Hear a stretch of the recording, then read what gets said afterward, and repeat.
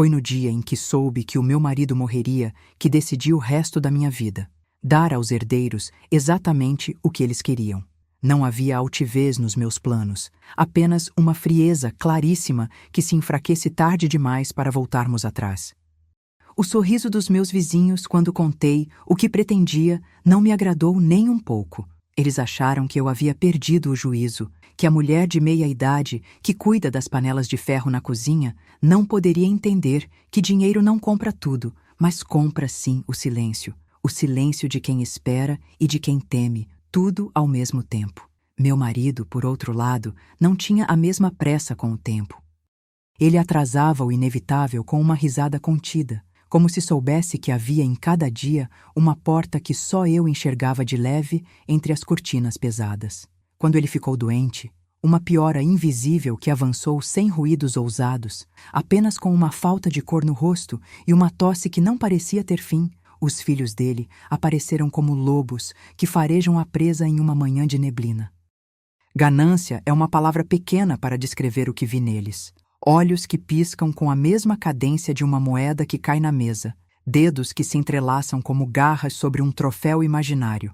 Eu ouvi, antes de qualquer outra coisa, o sussurro dos nomes deles nos corredores do hospital, como se cada pessoa que passasse deixasse uma espécie de pegada de barro que só eu conseguia enxergar. Eles não vinham pela memória do pai, não pela história que tínhamos contado em casa. Vinham pela soma completa, pela ideia de que a partilha seria apenas uma etapa no caminho que eles pretendiam percorrer sem freio. O dinheiro não é uma linha reta, pensei. É um rio que vira a rocha pela qual passa. E eles queriam que esse rio escolhesse o leito que os levaria direto à margem mais ampla, onde cada desejo deles seria uma ordem que o mundo obedeceria sem perguntas. O advogado deles, homem de voz baixa e parcas palavras, parecia mais um relojoeiro do que um jurista. Eu o conhecia desde que o contrato de cada uma das nossas pequenas vitórias foi selado com a assinatura dele.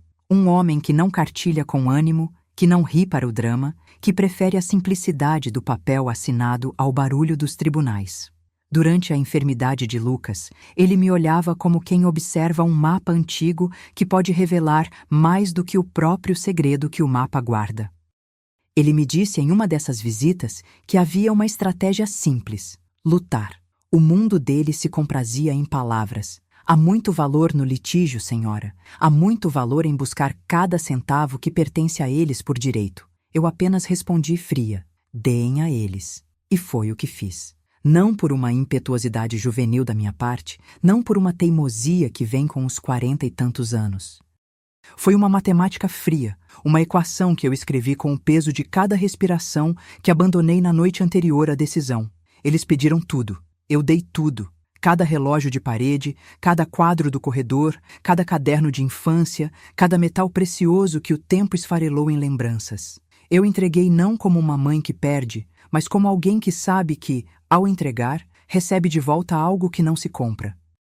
Naquele dia, a notícia parecia ter vindo diretamente de um outro século, onde a coragem é um prato frio servido aos que ousam confrontar o próprio destino.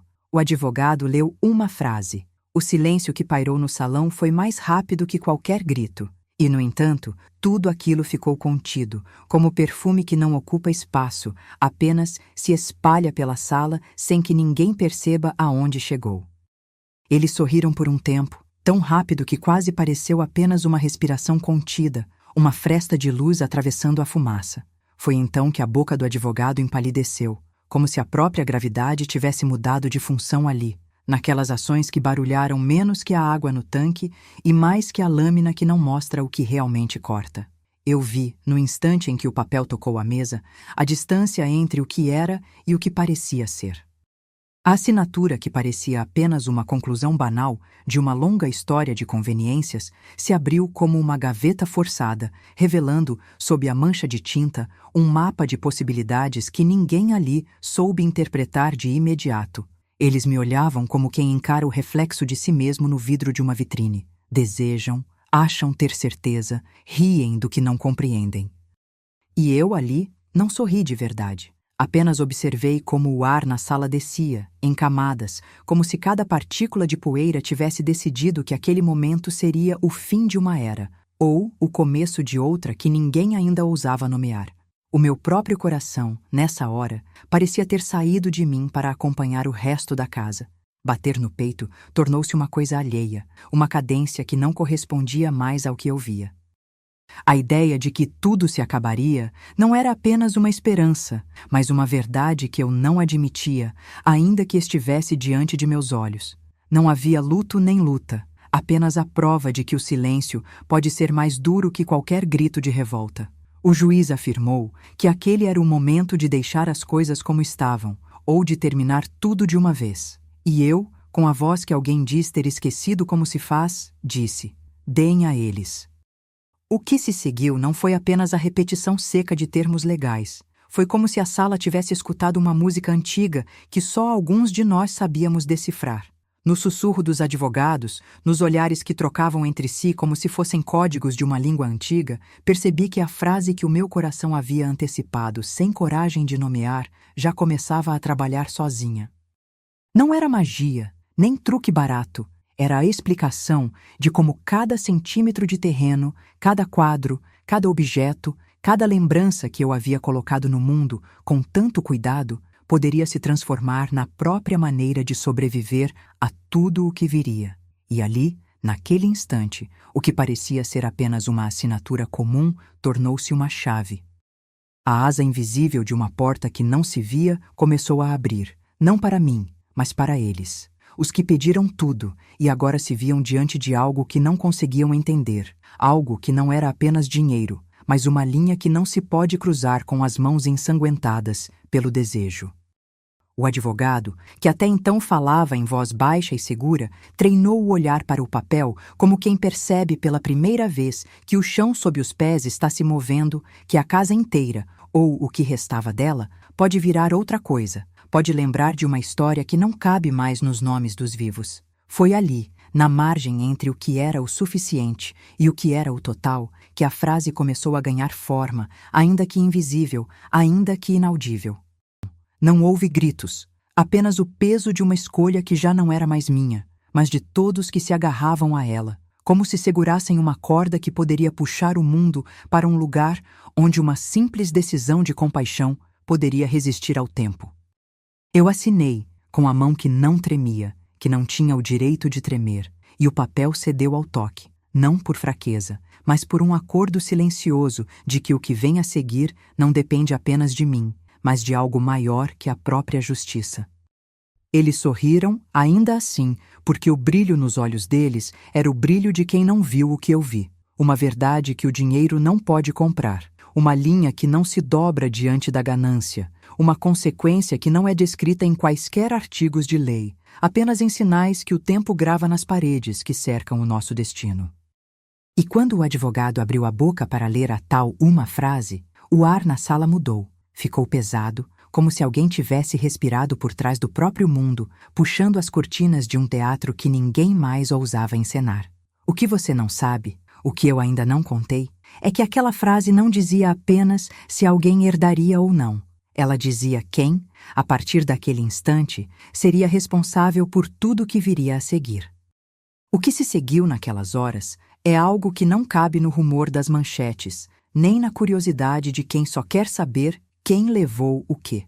O silêncio, naquela sala, se tornou testemunha. O tempo, uma testemunha que não precisa de palavras para confirmar que a vida, às vezes, é uma equação cuja solução ninguém quer aceitar.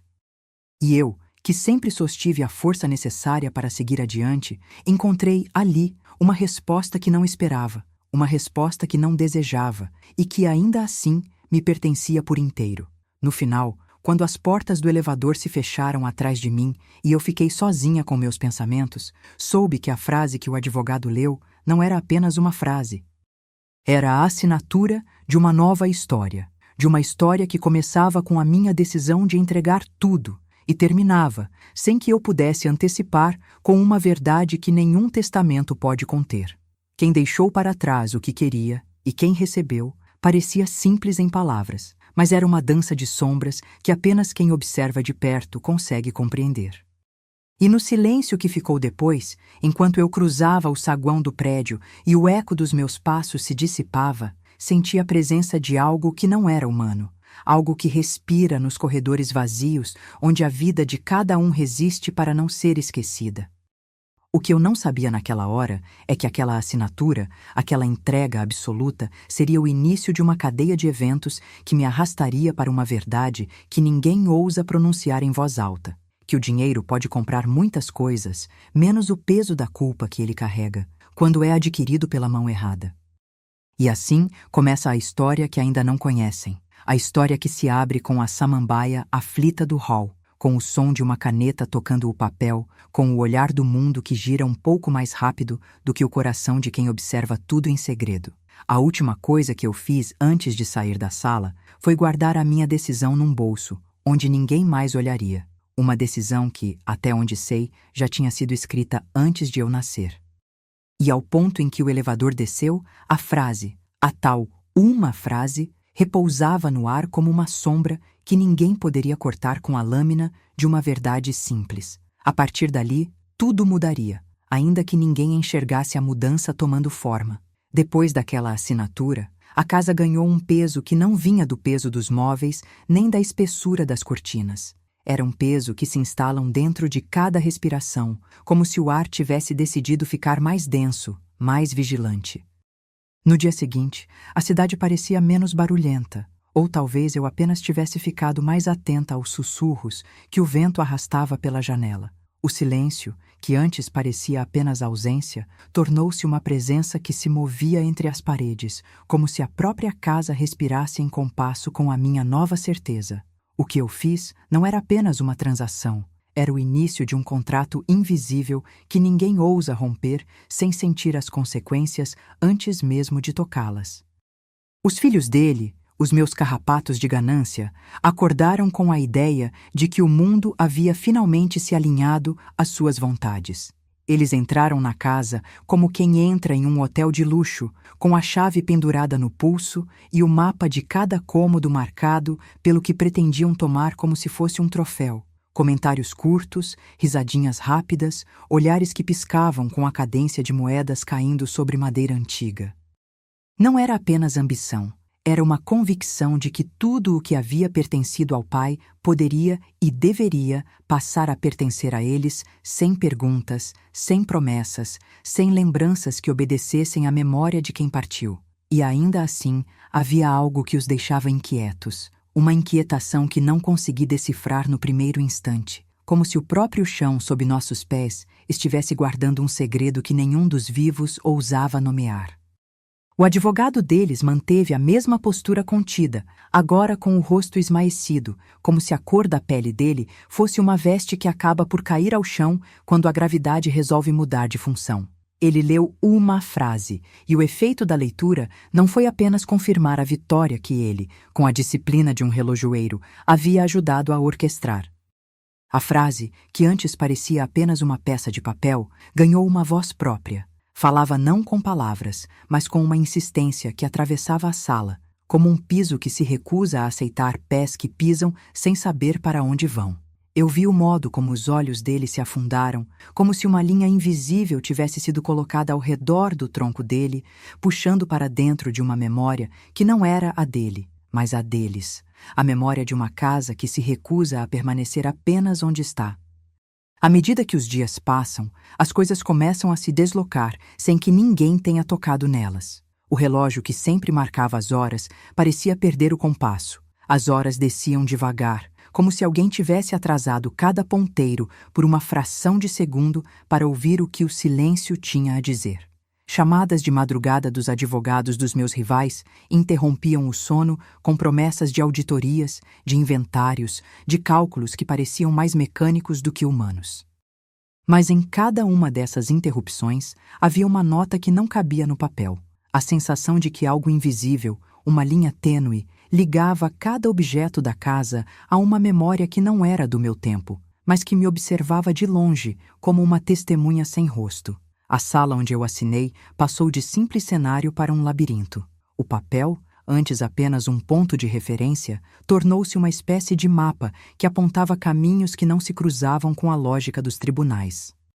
Cada objeto que eu entregava, uma moldura de retrato, uma caixa de cartas, o conjunto de porcelana que minha avó dizia ter sido feito para ocasiões especiais, parecia ganhar uma função nova, como se, ao sair de minhas mãos, ganhasse sobrenome e destino.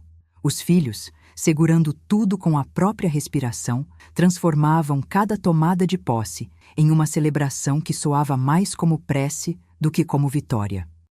E eu ficava ali, observando, sem a pressa de quem precisa justificar a própria decisão, mas com a certeza de que minha assinatura não era apenas um sinal de cansaço, e sim o início de uma resposta a algo que não pude prever. O que me surpreendeu foi a forma como o espaço reagiu àquela transferência.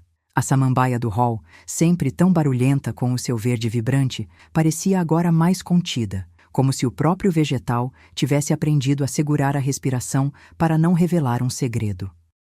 O corredor que levava ao quarto onde o marido adormeceu pela última vez tornou-se uma linha de tênue tensão, com cada passo meu fazendo o piso responder com um estalo mínimo, quase imperceptível, que lembrava uma troca de mensagens entre objetos inanimados. As cortinas, pesadas de tecido antigo, moviam-se com um sussurro que parecia querer dizer: não é apenas você que está mudando, é tudo.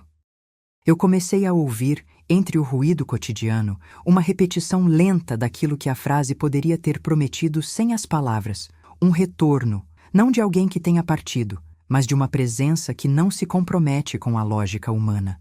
Não era exatamente assombração, era algo menos dramático e mais sutil, como se a casa estivesse testando minha paciência para ver se eu romperia aquela linha tênue que eu mesmo havia traçado ao entregar o que poderia ter definido o que ainda restava de nós. O advogado, por sua vez, tornava-se cada vez mais um espectro de si mesmo, não apenas o homem que lê contratos, mas alguém que lê a própria consciência, e que, ao ler a frase, percebeu que o jogo não era sobre quem ficaria com mais, mas sobre quem, no fim, pagaria o preço por ter permitido que a ganância respirasse ao lado da memória. Foi numa noite sem lua que eu encostei a testa na fria superfície da janela da cozinha e contei as coisas que realmente pertenciam ao que um dia foi minha casa. O tempo que ainda não havia decorrido, a promessa de que o futuro poderia ser diferente e o peso de uma escolha que eu não pretendia desfazer. O peso não era apenas material. Era uma responsabilidade que se apresentava como uma sombra que não se move, mas que em certo momento da noite pareceu se alongar até tocar o dedo do outro lado da porta, a porta que separa o que já foi do que ainda pode vir a ser. E ali, entre o silêncio das panelas que repousavam na prateleira e o tinido distante de uma caneta sobre o papel, compreendi que o que parecia uma rendição não era apenas um ato de generosidade, mas a concessão de uma força capaz de manter em suspensão o que ainda não foi decidido pelo tempo. O que viria a seguir não era inevitável apenas por causa de leis ou de testamentos. Era inevitável porque a minha assinatura carregava, de forma estranha, o peso de uma nova moral que nem todos estavam prontos para aceitar. Eu, que sempre vivia entre o débito e o crédito, achei que poderia escolher o saldo pela primeira vez sem deixar que a culpa me acompanhasse como uma sombra longa. Não foi assim que as coisas se tornaram simples, porém. A cada objeto que deixava a casa de paterna memória, o mundo lá fora pareceu responder com um sinal diferente. A rua ficou menos barulhenta, as lojas fecharam mais cedo e uma sensação de que alguém observava lá de cima se instaurou, leve como o toque de um dedo na pele, mas firme o suficiente para fazer com que eu parasse de acreditar que o mundo poderia continuar igual. No centro desta dança entre dinheiro, memória e culpa, eu percebo que o verdadeiro custo ainda estava por vir. Não era aquilo que eu poderia tocar, nem aquilo que os olhos dos meus rivais ousavam mirar. O custo era a própria aceitação de que a vida pode ser pesada demais para ser equilibrada apenas com números. E ao perceber isso, compreendi que não era apenas o presente que eu estaria oferecendo aos meus rivais. Era o futuro, um futuro que não conhecemos de verdade até que as fichas comecem a cair. uma por uma, revelando quem realmente somos quando não há mais nada a perder além do que já fomos. A cada passo que eu dava, o peso da decisão se desfez em uma nova camada de segredo, como se o ar da casa deixasse de ser apenas ar para se tornar uma substância que precisa de tempo para se firmar. O silêncio que me acompanhava não era mais uma ausência, era uma testemunha que nos observava de cada canto, com os olhos pintados de poeira antiga e uma paciência que só a dor sabe ter. Em dias que pareciam idênticos uns aos outros, as coisas começaram a se mover não por impulso, mas por uma espécie de memória que insistia em retornar, giro após giro, até encontrar o centro onde tudo começou. A assinatura havia sido apenas o primeiro giro de uma bússola que agora apontava para uma direção que não era a que eu havia imaginado. Os filhos, que pareciam ter crescido com as chaves na mão como se fossem talismãs, entraram na casa com a certeza de que o mundo dos vivos ainda lhes devia um resgate. A cada sala, a cada corredor, eles deixavam o rastro da própria respiração, passos calculados, silêncios ensurdecedores, sorrisos que não alcançavam os olhos. Eles falavam menos de bens, mais de direito, falavam alto de títulos, de imóveis, de relatórios que pareciam mapas e que, no entanto, apenas repetiam a mesma pergunta: quem é que tem o direito de possuir o que já pertenceu a alguém que não está mais aqui para contestar? Ganância não era apenas uma palavra para descrevê-los. Era a verdade que se apresentava diante de meus olhos como uma parede viva, que respira junto comigo e parece se tornar mais dura quando tento encará-la. O advogado deles continuou com a palavra baixa, mas o peso que ele carregava era diferente. Se antes ele era apenas a ponte entre o desejo da família e a segurança de uma cláusula, agora parecia um instrumento comprimido entre dois mundos: o mundo dos contratos que assinam o destino dos vivos e o mundo que se forma quando o próprio contrato começa a tomar forma de sombra. Na última visita dele, ele não trouxe a fala do mês nem a promessa de prazos. Trouxe, em vez disso, um olhar que não era apenas humano, como se o papel em suas mãos tivesse começado a falar por ele, contando uma história que não cabia nos termos do Código Civil, mas que cabia nos termos de uma força antiga que se alimenta de luto e de silêncio. A frase, dizia ele, ainda não terminou de dizer tudo. Ela apenas abriu a porta para que outra coisa entrasse, sem perguntar. Foi nesse compasso que as coisas começaram a deslocar-se sozinhas, como se a casa tivesse decidido, por fim, falar sozinha. O relógio da sala de estar, que sempre batia com uma precisão de relojoaria, passou a atrasar seus minutos, lenta e inexoravelmente, como se o tempo carregasse um segredo que não podia encontrar a saída. Os ponteiros desciam com uma cadência que parecia a respiração de alguém que dorme sobre o próprio passado. E nas noites, ouviam-se, entre o roçado das cortinas, vozes que não eram vozes, apenas o sussurro de objetos que se comunicavam em uma linguagem própria, onde cada peça de louça, cada moldura, cada raio de sol que entrava pela janela parecia sinalizar algo que eu ainda não estava preparada para entender. Entre as sombras da casa, o hall continuava a ser o palco de uma vigilância que não conhecia hora nem nome. A samambaia, aquela planta que sempre parecia ter falado mais alto do que as palavras, voltou a se agitar em dias de auditoria e reuniões, não com a força de quem quer chamar atenção, mas com a delicadeza de quem sabe que a verdade precisa de tempo para amadurecer, ainda que o tempo se esgote em cada minuto que a família tenta apressar. O verde das folhas, antes tão vivo, ganhou uma tonalidade mais sombria, como se a própria samambaia tivesse descoberto que o que permanece é menos o que está sob o teto e mais o que fica dentro de quem observa.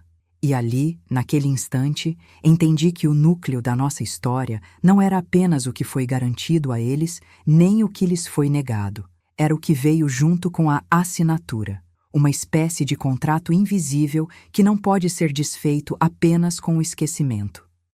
À medida que os dias se sucediam, a casa se tornou para mim uma testemunha que não pode ser contratada nem demitida.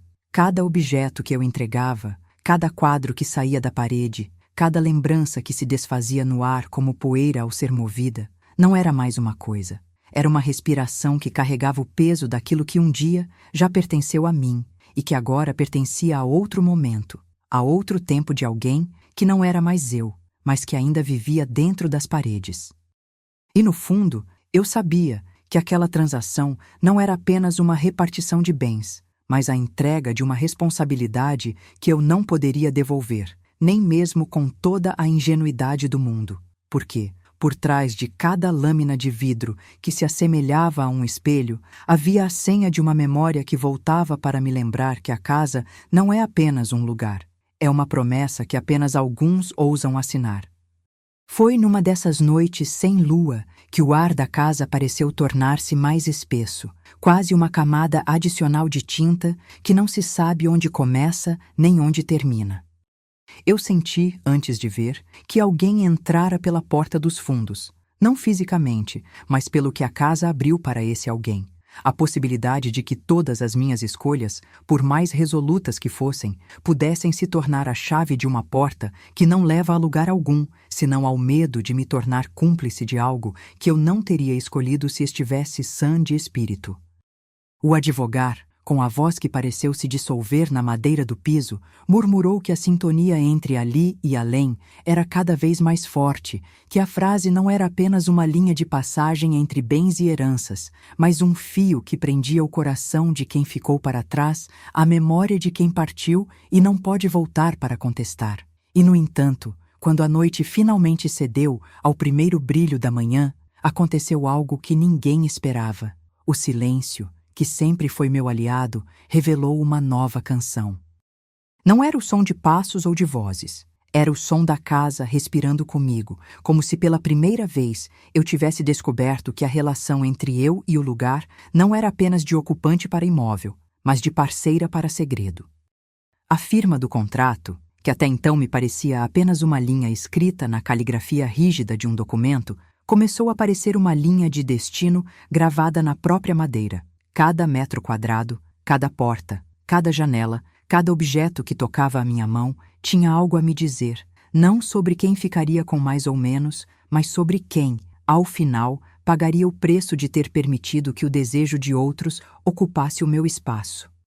E agora, ao fechar os olhos, vejo o quadro da sala de estudo, uma pintura antiga que sempre pareceu observar tudo sem se colocar no caminho, ganhar vida própria. Os traços do pai, as mãos da mãe, o riso da família, tudo se movendo em silêncio para compor uma nova história que não cabe nas folhas de papel, nem nos cálculos de quem pretende medir o que não se pode medir. O que começou como uma entrega protegia, no fundo, um retorno que não se sabe quando virá, ou se virá de fato. A frase ainda ecoa, não como palavra, mas como repetição de um pulsar que se instala na casa, lembrando que o custo da ganância pode, sim, retornar em forma de presença que não pode ser expulsada, apenas aguardada, até revelar se é uma ameaça ou uma guarda. A casa, que já havia aprendido a respirar comigo, passou a fazer uma pausa cada vez mais longa entre o sopro de uma sala e o suspiro da outra. Não era apenas o peso dos objetos que eu entregava, era a respiração de tudo aquilo que ficou para trás, incluindo a memória do marido que havia morrido sem outra chance de explicar a ninguém o que nos tornara vulneráveis. A assinatura era o início. O que se seguia era o método pelo qual o tempo começava a dobrar-se sobre si mesmo, como um mapa antigo que se revela apenas quando alguém tem a paciência de ler entre as marcas de ferrugem. No início, eu não sabia distinguir se o que via era apenas a minha imaginação que se alongava demais ou se a casa, de fato, decidira institucionalizar o segredo. Mas os sinais tornaram-se obstinados. A samambaia do hall ergueu suas folhas com uma cadência que parecia bater palmas, não para a beleza das folhas, mas para chamar a atenção de alguém que estivesse disposto a ouvir o que não era dito em voz alta. O relógio da sala de estar, antes tão confiável, adiava os minutos com uma delicadeza cruel, como se cada tic-tac fosse uma oração que pedisse não mais conquistas, mas uma pausa necessária para que alguém pudesse lembrar do que não cabia nos contratos. Os filhos, sempre tão seguros de que o mundo se dobrava ao seu redor, passaram a tratar a casa como um tabuleiro de jogos de azar, onde cada cômodo continha uma aposta. Entravam com um passo calculado. a cabeça baixa, fingiam que falavam baixo para não acordar a memória que, sabem, vive ali, entre as paredes. Falavam de regularizações, de avaliações, de tudo que pudesse traduzir o que não poderia ser traduzido em números. Mas havia algo que os deixava inquietos, algo que não estava nos papéis nem nas cláusulas. A sensação de que alguém havia retirado o rascunho de suas próprias histórias e, em vez disso, tinha impresso nelas uma condição invisível. E essa condição não era apenas a de herdar bens, era a de herdar um peso que não cabe em nenhuma planilha. O advogado, que antes parecia apenas um mediador entre mundos, começou a se parecer com uma pessoa que carrega uma coisa antiga na garganta e não consegue engolir. Em cada visita, ele trazia consigo não apenas as notas do dia, mas um silêncio que parecia crescer com a distância entre a verdade que ele declarava e a verdade que a casa insistia em sussurrar primeiro.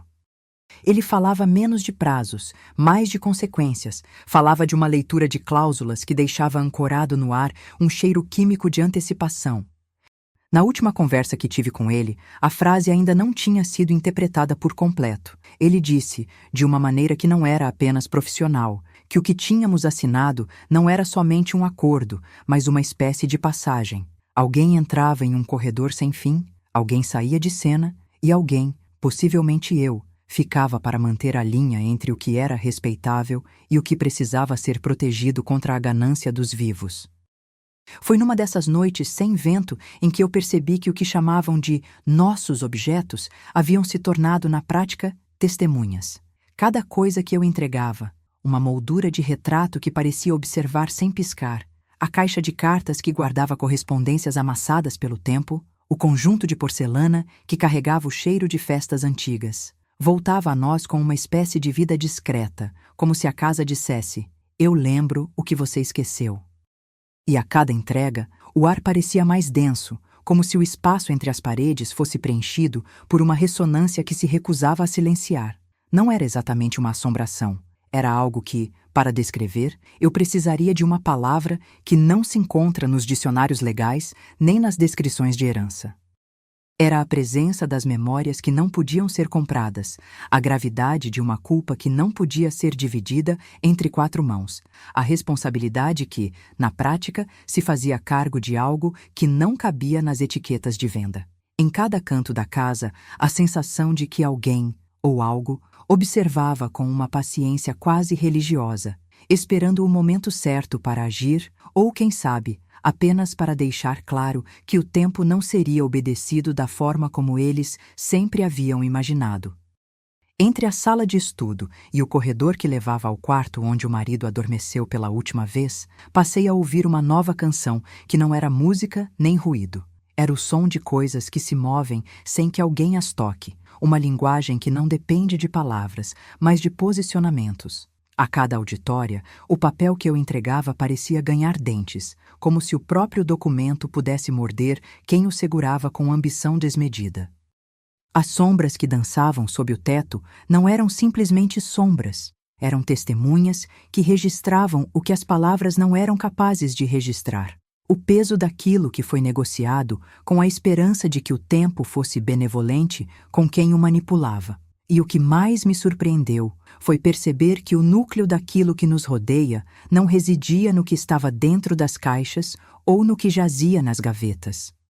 Residia no instante em que a casa decidiu que não era apenas um lugar para se viver, mas um organismo com lembranças próprias, regras próprias e uma moral que não cabia aos humanos.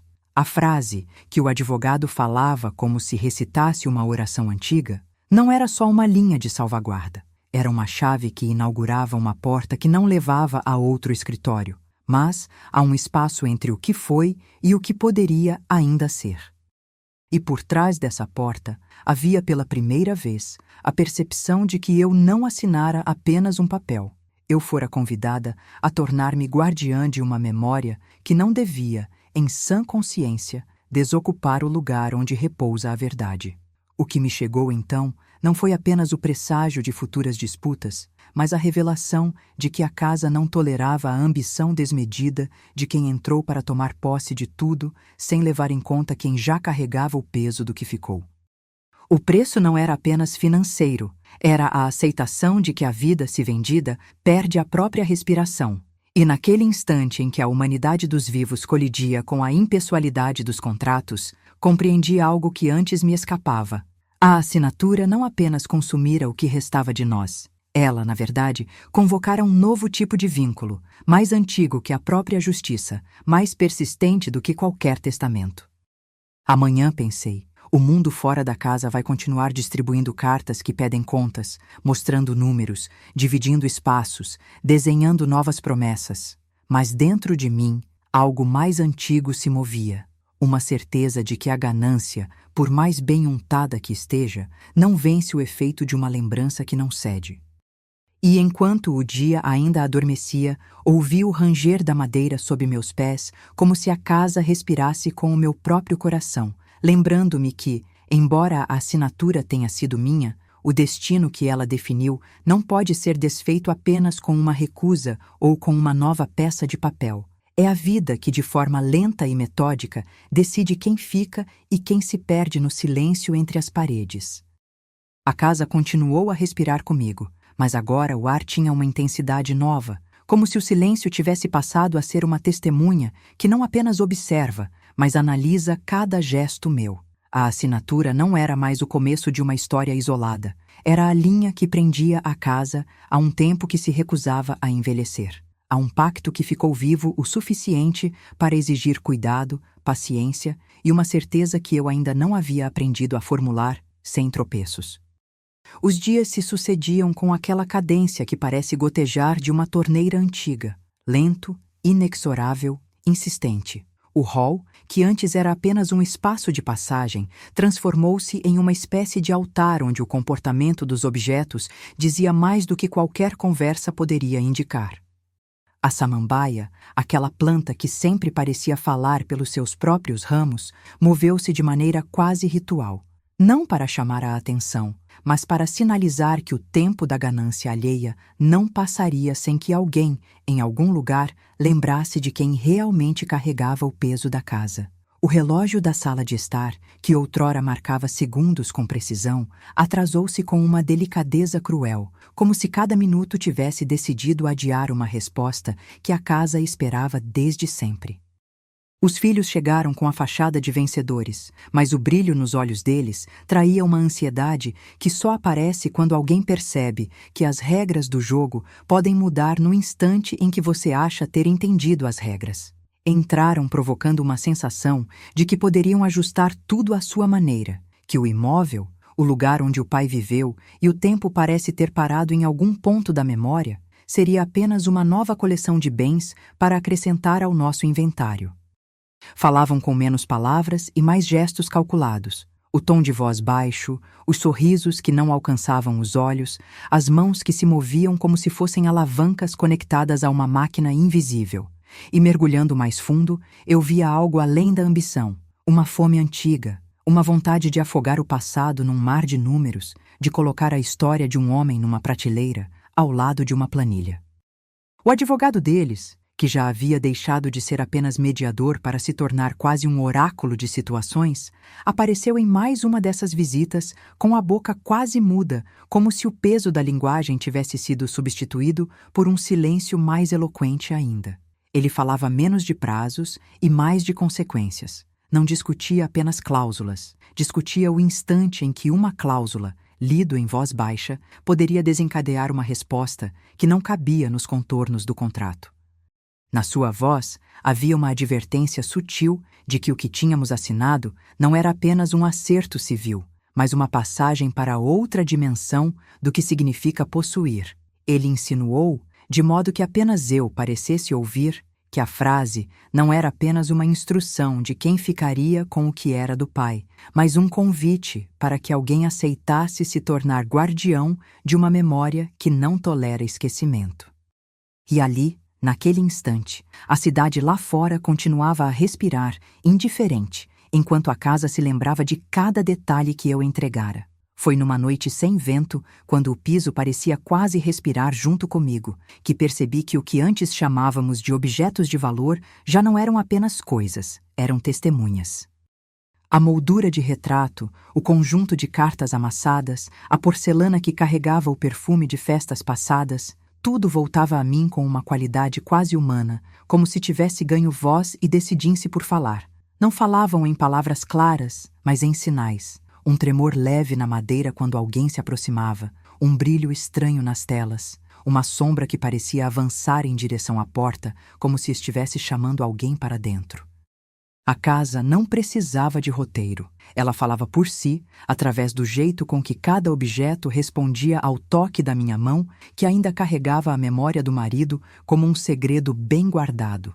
Entre os corredores e o quarto onde ele adormecera pela última vez, comecei a ouvir uma melodia não registrada, um compasso que não aparecia no diapasão de ninguém, mas que parecia acompanhar a dança de cada coisa que eu tinha entregado ou que ainda pretendia entregar. A música não era assustadora nem triste de forma óbvia. Era uma lembrança que se movia de um lado para o outro do espaço, lembrando que o tempo, longe de ser algo que se mede, é algo que se conserva, se transforma novamente por causa de quem testemunha. E essa música, que eu ouvia apenas no intervalo entre 2 sussurros, tornou-se a trilha por onde a casa me conduzia para entender que a assinatura, longe de coroar uma simples transação, havia acionado uma dinâmica que não era apenas humana. Foi então que eu encontrei a primeira pista de que a frase lida pelo advogado continha algo além de um conteúdo jurídico. Não era uma instrução fria de repartir, mas uma espécie de convite para que alguém aceitasse ocupar, por um momento, o lugar do que a memória exigia. A casa, em sua própria linguagem, parecia pedir um pacto de proteção, uma promessa de que o passado não seria explorado como objeto de disputa, mas lembrado como lição para quem ainda não compreende que o valor de um bem não está no preço que ele atinge, mas no peso que ele carrega quando a memória, ali, é que realmente vive. E, com cada objeto que eu entregava, com cada canto que eu reabria para o mundo exterior, eu ouvia, não em voz alta, mas no íntimo de mim, uma pergunta que o tempo não se decide a responder de forma simples: quem de nós, no fim, pagará o preço de manter a distância entre o que foi e o que ainda pode ser? Amanhã, o mundo fora da casa talvez continue distribuindo recibos, reconhecimentos, avaliações e taxas. Dentro, no entanto, a casa ensinou que o segredo não está no que se entrega, mas no que se guarda, no que se repassa, com o cuidado de quem sabe que as coisas que parecem simples podem esconder uma verdade muito mais pesada. E naquele silêncio que sempre permanece após a última palavra, eu entendi que a assinatura que um dia pareceu apenas uma forma de vencer uma disputa não era o fim de nada, mas o início de um cuidado que jamais deveria se tornar rotina. Manter, a cada dia, a memória de alguém que, mesmo ausente, continua a exigir respeito. E então, com a primeira luz do dia entrando pela janela do quarto, senti que o tempo, de alguma forma, tinha encontrado em mim uma função que não era apenas a de reagir às investidas dos vivos, mas a de garantir que a casa, e com ela a história, não percam o rumo entre o que é pago e o que é lembrado. Naquela manhã, a casa não ergueu somente o silêncio. Ela abriu uma fenda no tempo, uma fresta que não deixava ver claramente, mas obrigava a olhar. O ar tinha cheiro de madeira antiga, de vitrines que guardam segredos, de água descansando em canos que sabem quando um segredo tenta escapar. A assinatura, que outrora servira de cabeçalho, começava a revelar seu subtexto. Não era apenas sobre dividir bens, era um pacto silencioso para manter viva uma memória que não caberia a ninguém, exceto a pessoa que ousasse ouvir o que as paredes diziam quando parecem cansadas de repetir o mesmo rascunho. Eu comecei pela samambaia, porque ela sempre fora a primeira a falar sem palavras. Suas folhas, antes tão exuberantes, ganharam um tremor contido, como se cada folha estivesse contando em voz baixa um segredo que o mundo não devia saber. O hall, que antes servia apenas de passagem para chegar ao quarto onde o marido adormeceu, tornou-se um palco de sinais mínimos. O raio do sol que atravessa o vidro, o reflexo que dança na madeira sem obedecer aos móveis, o som de algo deslizando atrás das portas, como se alguém, por trás das camadas de casca de uma casa que se recusa a envelhecer, tivesse decidido fazer uma anotação mental sobre quem pode ainda tocar o que pertenceu ao passamento dele. Os filhos entraram com a mesma arrogância de sempre, mas havia ali uma ansiedade que não alcançavam esconder com gestos estudados. Eles falavam de regularizações, de certidões, de itens de inventário, como se tornassem páginas de um romance que já sabiam o final. Em cada frase, era possível ouvir uma pequena batida de ganância, mas também o estalo de uma realidade que se recusa a ceder apenas por desejo. Seus olhos, desde o primeiro instante, escaneavam cada canto da casa como fotógrafos de uma exposição cujo tema fosse o que nos pertence por direito sem perguntas. E a cada decisão que parecia simples, abrir uma gaveta, colocar uma caixa num canto, assinar um novo termo, a casa devolvia um peso que não obedecia às regras humanas, mas à memória que escolhe quem pode mantê-la de pé. O advogado, por sua vez, entrou com a voz mais contida do que nunca. Não era mais apenas o mediador. Parecia alguém que carregava no rosto a marca de uma estrada que o tempo ainda não ousou descrever. Ele falava de consequências de forma quase poética, sugerindo que a frase lida na última visita não era apenas uma intriga jurídica, mas uma passagem para uma ética que supera a lógica dos contratos.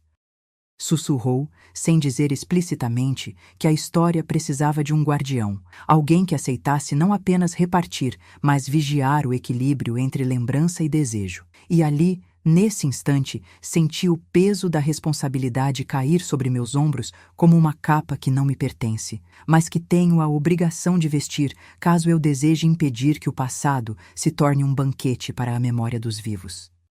À medida que as noites se alongavam, a casa começou a ensinar uma lição que não cabe nos livros de direito nem nos manuais de herança.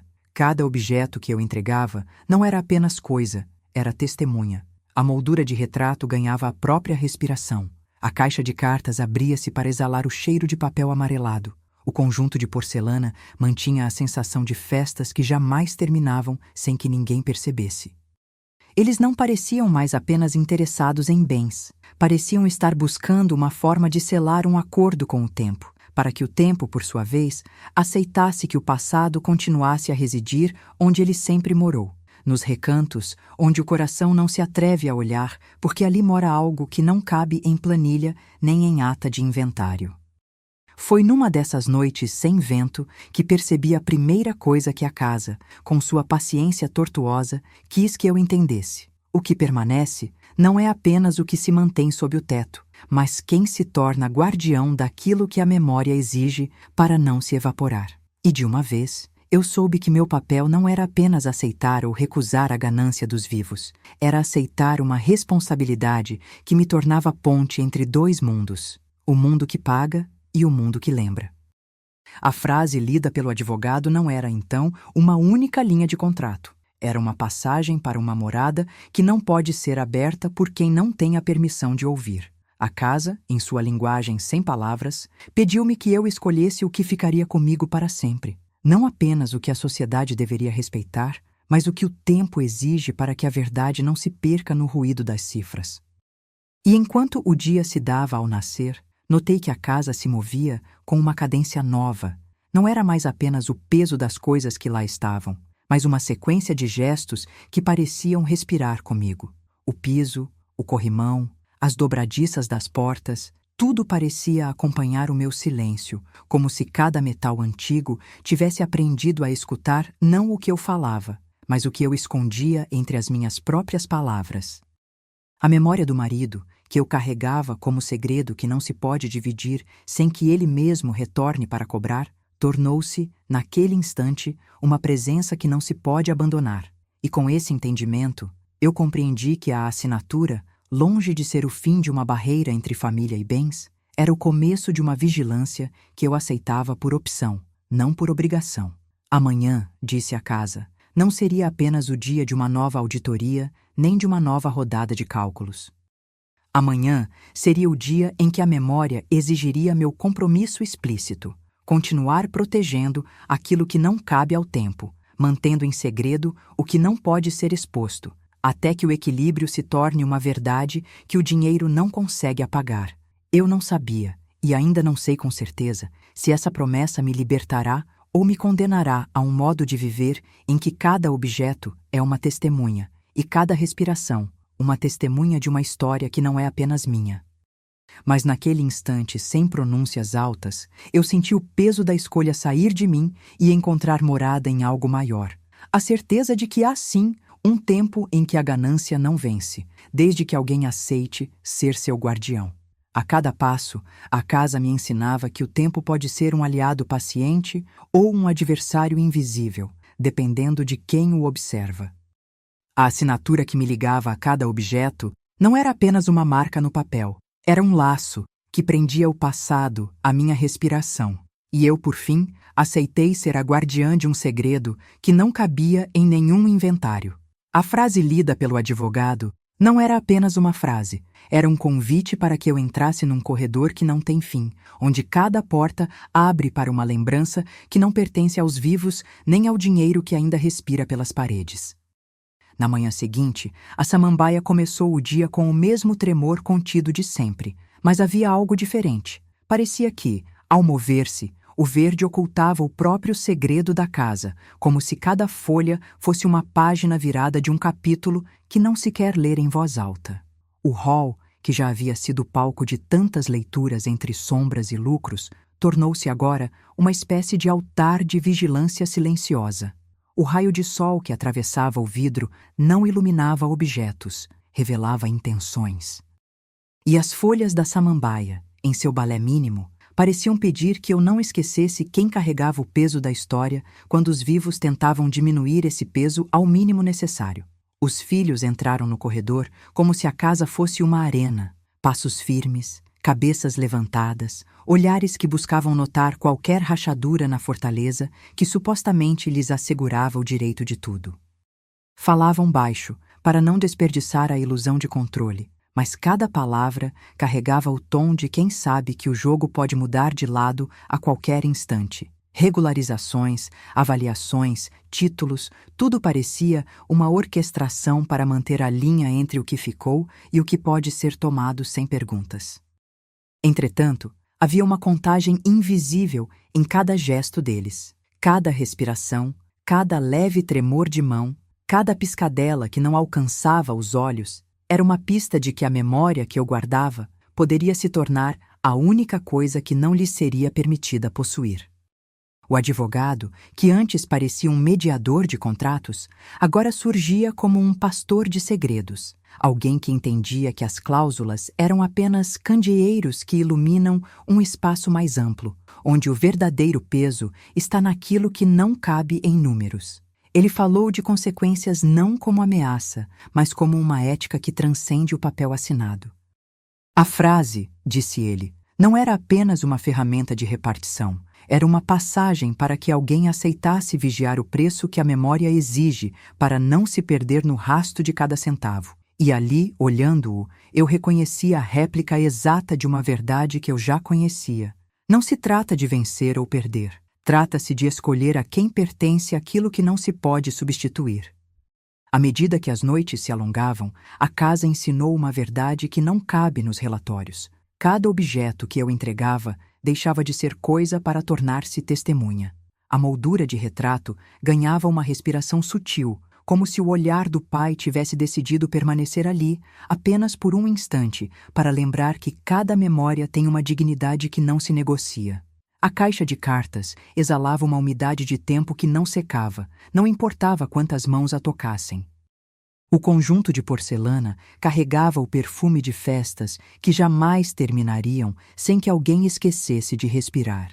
E, entre os sussurros do quarto, onde o marido adormeceu pela última vez, ouvi uma melodia que não cabia em partituras nem em provas, uma canção que as coisas pareciam entoar, para lembrar que a ganância não vence quando alguém se oferece como ponte entre dois mundos. Foi numa noite sem vento que entendi o que a casa queria de verdade. Não apenas que eu guardasse lembranças, mas que eu aceitasse, com todos os seus riscos, tornar-me ponte entre o passado que não se pode perder e o futuro que o presente insiste em construir sem autorização. A frase não era apenas uma linha de instrução, era um convite para que alguém aceitasse o papel de guardião de uma forma tão antiga quanto a casa. Quem carrega o peso da memória torna-se responsável pela sua proteção, ainda que esse peso se apresente como segredo que ninguém ousa confessar. E o que a casa me pedia foi, acima de tudo, uma escolha.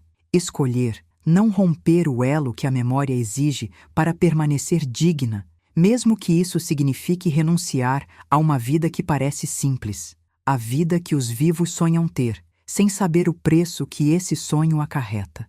O ápice daquele momento veio quando, ao abrir uma gaveta que nunca deveria ter sido tocada, encontrei não mais do que um espaço entre o quadro e a parede, um vão que parecia respirar comigo.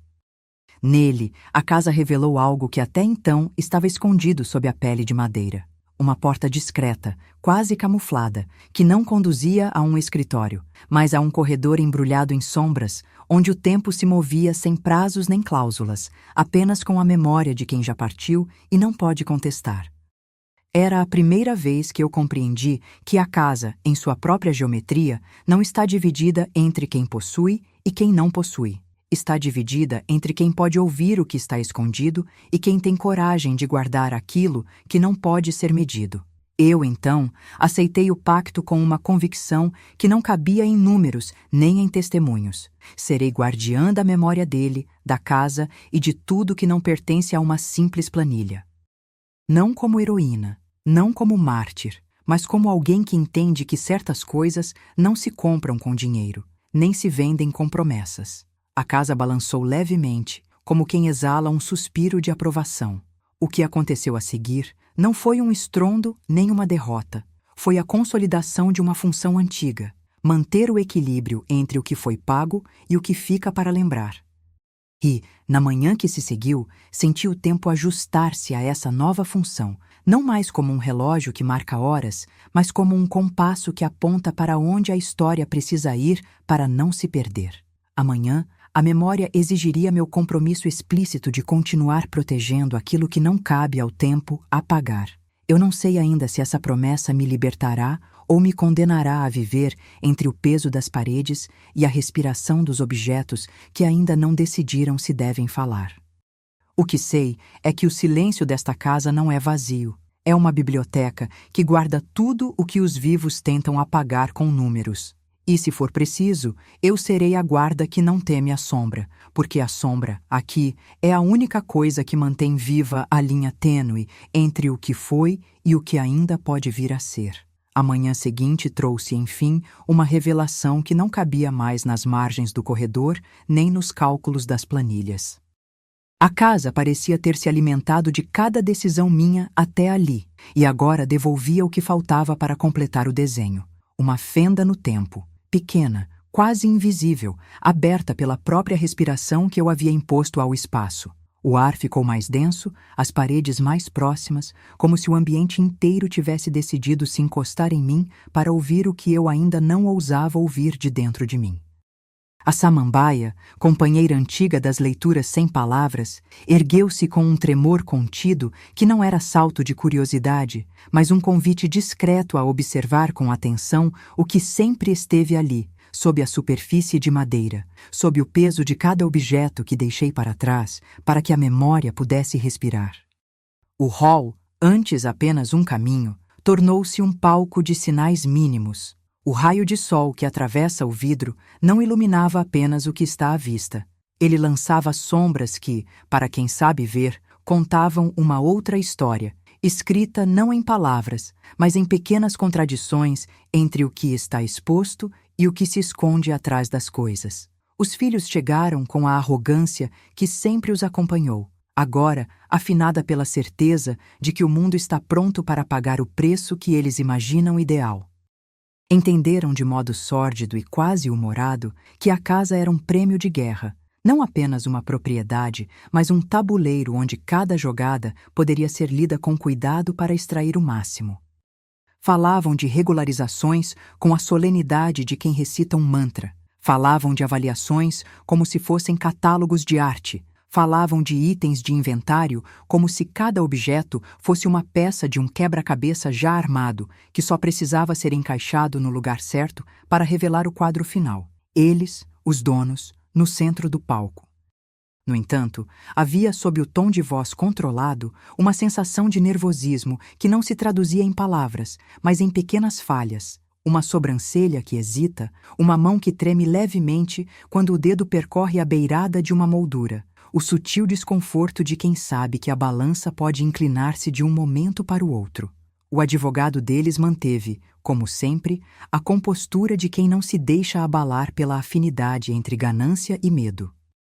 No entanto, o peso dele tinha mudado de fisionomia. Não era apenas a ponte entre contratos e consequências. Era alguém que, ao ler as linhas, já via o que aquelas linhas poderiam desencadear além do que qualquer cláusula previa. Ele falou de responsabilidades, de consequências, de uma ética que não cabe nos livros, mas que respira nas paredes quando a memória não se aquieta. A frase ainda não se iluminava apenas como uma chave de repartição. Ela parecia, aos poucos, transformar-se em uma espécie de promessa de vigilância, um pacto de que alguém entre os vivos que escolhesse permanecer, se tornaria guardião daquilo que a memória exige para não se evaporar. E ali, naquela sala onde o ar quase não se movia, percebi que já não se tratava de quem leva mais ou menos. Tratava-se de quem vale o peso de manter aquela linha tênue entre presente e passado. À medida que as noites se alongavam, a casa ensinava outra lição. Cada objeto que eu entregava deixava de ser coisa para ganhar voz própria. A moldura de retrato tornava-se quase um olho de vidro que me observava sem piscar. A caixa de cartas exalava o cheiro de séculos comprimidos em papel. O conjunto de porcelana guardava em cada porcelana uma risca de alegria antiga. Uma risada que não dizia adeus, apenas esperava a hora de retornar ao seu lugar de lembrança. Não era mais uma disputa por bens, era uma disputa pela narrativa de quem somos quando o passado insiste em não desaparecer. E no silêncio entre uma entrega e outra, eu ouvia a casa me ensinar a aceitar uma função que até então não havia considerado para mim. A de ponte entre a memória de quem partiu e o futuro que o presente ainda tenta construir sem autorização. Foi numa noite sem vento que encontrei, escondida entre o peso de uma gaveta que não deveria ter sido chamada a cuidado, uma verdade que a casa já insinuava há tempo. Não se trata apenas de guardar lembranças, mas de escolher entre mantê-las vivas ou permitir que elas se dissolvam no ruído das cifras. A gaveta revelou não uma carta solitária, mas um espaço menor, quase camuflado, que parecia respirar com o peito da madeira. Ao abrir, descobri uma porta discreta, quase invisível, que não conduzia a outro escritório nem a uma sala de cálculo, mas a um corredor estreito embrulhado em sombras, como se a casa tivesse preparado esse caminho exclusivamente para quem tivesse a curiosidade de penetrar onde a luz não alcança de imediato. O corredor não era longo quanto parecia. Era um labirinto de joelhos curtos entre a realidade visível e uma outra realidade que a casa guardava antes mesmo de eu nascer. No fim dele, uma pequena sala, um quarto de guarda, talvez, onde o tempo parece ter parado para ouvir o que não pode ser dito em voz alta. Sobre uma mesa antiga repousava um conjunto de diários amarelados, amarrados com uma fita que, mesmo desbotada, ainda carregava o cheiro de vela antiga. Ao lado, uma pilha de cartas, cada uma com selos desbotados, cada uma ponte para um dia que não foi apenas de cálculo, mas de cuidado, de medo, de desejo, de proteger o que um homem amava mais que a própria fortuna. Embaixo de tudo, um cofre pequeno com uma tranca que não aceitava chaves comuns, mas uma lembrança gravada na madeira, a frase que o advogado leu e que, de algum modo, este espaço guardava como se fosse uma senha de entrada, não para a riqueza, mas para a memória. Entre os diários, recuperou-se, com o peso de uma confissão, uma carta escrita pelo marido, envelhecida pela mão que nele repousava. Não era dirigida a mim apenas, era dirigida a uma pessoa que ainda não nascera, a guardiã. Na carta, ele descrevia o tempo em que a casa parecia respirar com a gente, e, ao mesmo tempo, lembrava o que seria perder essa respiração para sempre se a memória fosse tratada como objeto de venda. Ele falava da frase como de uma passagem, não apenas um instrumento de partilha, mas uma porta que se abre para alguém que escolherá não apenas vigiar o que restou, mas manter aquilo que não pode ser dito em voz alta, o peso da memória, o preço que a memória exige para não se deixar apagar pela busca de lucro. E, ao final, ele deixava uma instrução que parecia mais uma prece, que, se a família algum dia se aproximasse para apagar a linha tênue que segura a casa entre o lembrado e o esquecido, eu, e apenas eu, seria quem manteria a porta entreaberta para que a verdade sobreviva, mesmo que a casa tenha de permanecer em silêncio para sempre. Quando voltei à superfície da casa com o diário nas mãos, senti a cidade lá fora respirar em falso, como se o mundo inteiro tivesse recebido uma notícia que não podia acreditar. A assinatura que parecia selar uma simples partilha era, na verdade, uma abertura para uma função antiga, quase sagrada, de guardião da memória. A casa, em seu modo sem palavras, aceitou a minha decisão de tornar-me essa guardiã, não como heroína nem como vítima, mas como alguém que compreende que certas coisas não se compram com dinheiro, nem se vendem com promessas. E pela primeira vez, percebi que a vida que os vivos sonham ter não é apenas a de acumular bens, mas a de manter acesa uma lembrança que não pode ser comprada, nem apagada pelo tempo. Amanhã, a memória exigiria meu compromisso explícito de continuar protegendo aquilo que não cabe ao tempo apagar. Não sei se essa promessa me libertará ou me condenará a uma existência na qual cada parede, cada objeto, cada respiração funciona como um lembrete de que há uma fronteira entre o que é ganho e o que é lembrado. O que sei, no entanto, é que o silêncio desta casa não é vazio.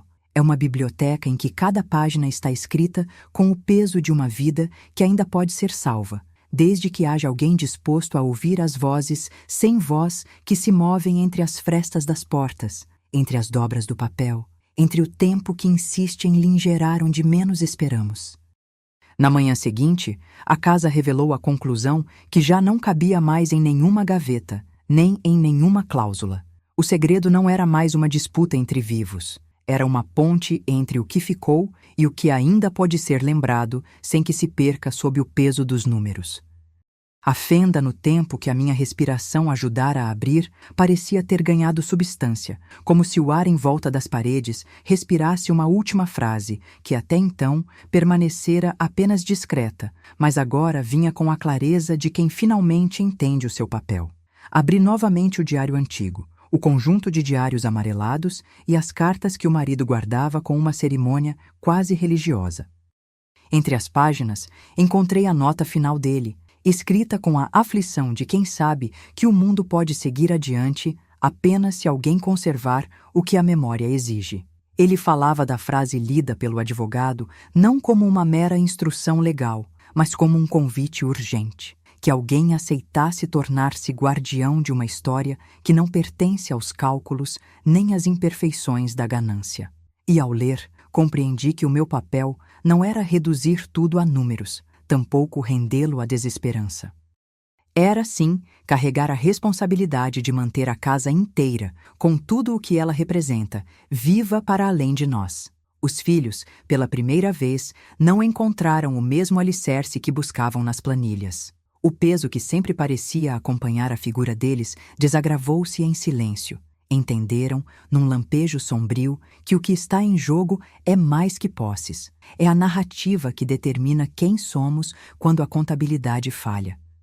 Debates surgiram, gestos contidos, promessas que na prática não eram promessas, mas tentativas de entender um fluxo que não se pode prender. E naquele instante ficou claro para mim que não haveria novo acordo capaz de apagar o que já fora dito pelas paredes, pelos objetos que testemunham, pela memória que insiste em permanecer.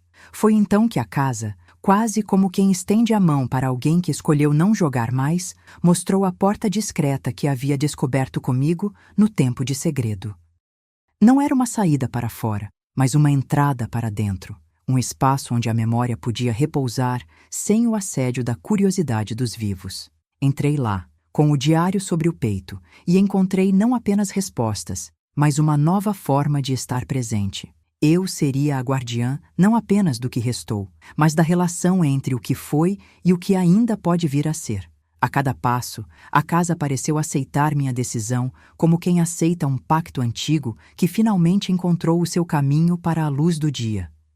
Ao retornar, encontrei o corredor mais quieto, os objetos menos inquietos, a samambaia ainda tremendo, mas com uma cadência diferente, como se o próprio vento tivesse aprendido a falar pela primeira vez.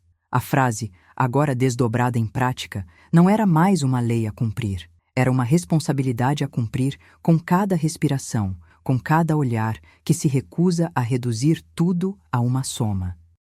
Minha mão, que antes tremia diante de uma assinatura, descansou sobre o papel da memória e, pela primeira vez, não sentiu culpa ou medo. Sentiu, em vez disso, a firmeza de um compromisso que não tem fim, mas que pode ser vivido com dignidade.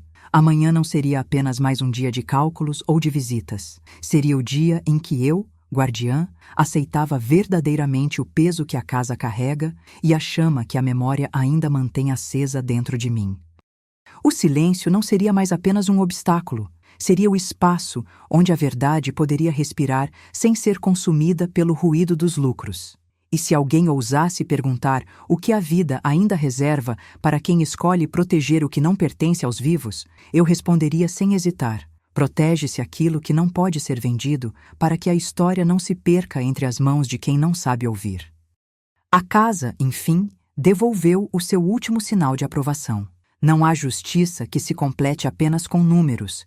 Há uma verdade que se mantém quando alguém escolhe ser guardião.